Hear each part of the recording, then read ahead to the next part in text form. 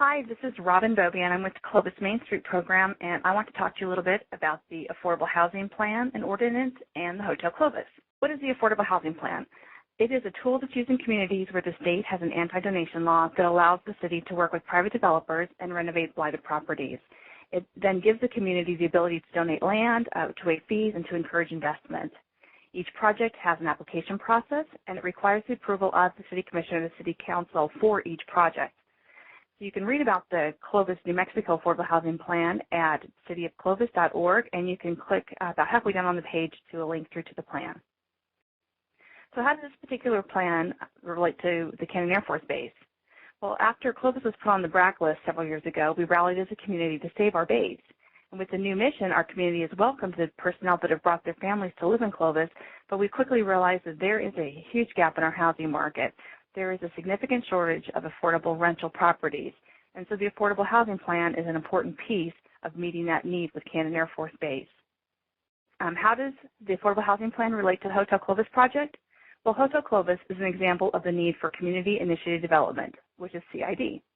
CID is a developmental model that steps outside the box of typical economic development projects, and it looks to public and private partnerships to develop unique projects like the Hotel Clovis. This is the only way the hotel can be developed. The Affordable Housing Plan and Ordinance must be in place for the city to partner with the private developer to revitalize the hotel. It's a unique model, although it is used all over the country, and is really applicable to white elephant projects like the Hotel Clovis. So who is our developer? Well, we are lucky because after 20 plus years of vacancy, we have a developer who sees beyond this abandoned and neglected building and sees what it could be. He sees it as a vibrant, people-filled, beautiful, contributing asset to our downtown. So not only does he have the vision, but he is willing to put his money, manpower, and reputation into seeing this vision become a reality in Clovis, New Mexico.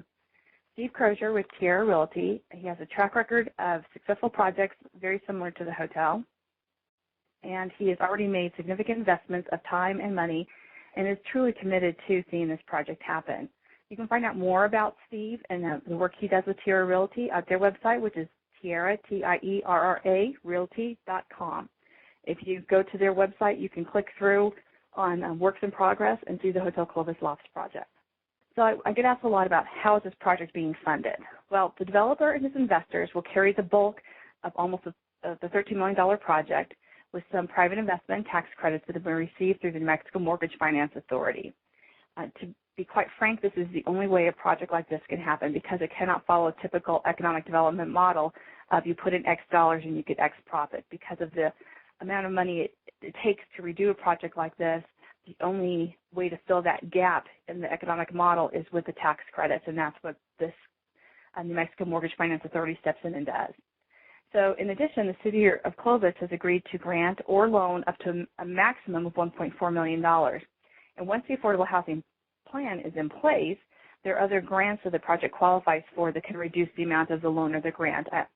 I believe there's actually one out of Dallas for $400,000 that the developer qualifies for at this point that would, again, knock that down $400,000. It's also important to note that the city will receive $300,000 in gross receipts tax. The state will also receive the same amount.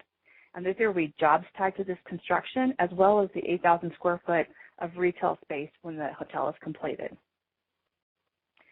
So what about tearing it down? Well, first, Clovis Mainstreet is part of the National Trust for Historic Preservation. The Hotel Clovis is a state and national listed historical property.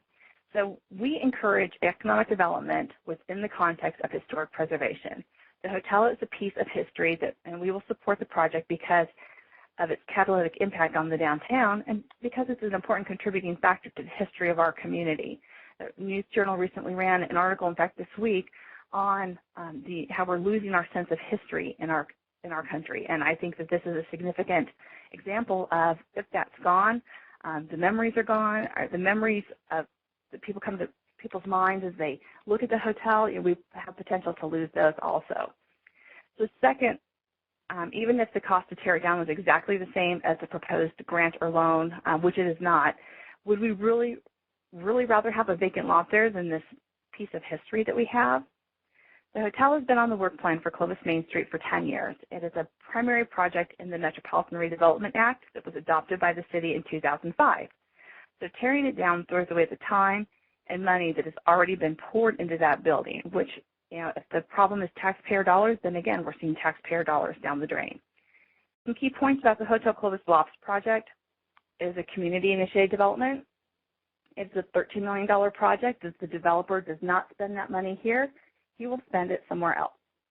The development will have LEED Platinum certification status, which is an energy rating, and it will be the first mid-rise with this designation in the country. So it's a significant cutting-edge project for our community. The hotel will provide 59 housing units and 8,000 square feet of retail space, as well as park space and beautification of a prominent area in downtown. It will also, significant historical assets will be retained because they're working in partnership with the Historic Preservation Division to do that.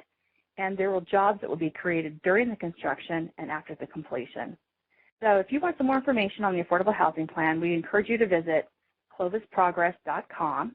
If you'd like some more information on the developer's plan for the hotel, you can visit tierrarealty.com and then click on Works in Progress and Hotel Clovis Lofts. Thanks for your time.